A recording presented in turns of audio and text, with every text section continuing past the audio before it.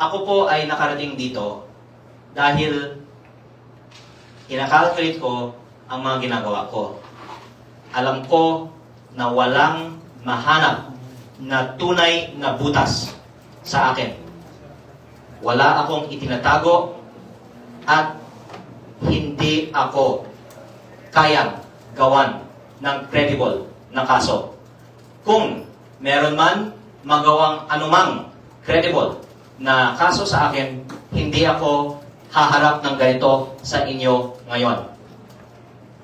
At kung may mga pipilit na gumawa ng anumang hindi totoong mga aligasyon laban sa akin at tutuloy-tuloy pa ito, tutuloy-tuloy pa ang aking mga pagsasagot at pagharap sa media at baka ang mga susunod kong ilalabas pa dahil sa airtime na ibinibigay nyo sa akin ang ikababagsak pa ng administrasyong ito.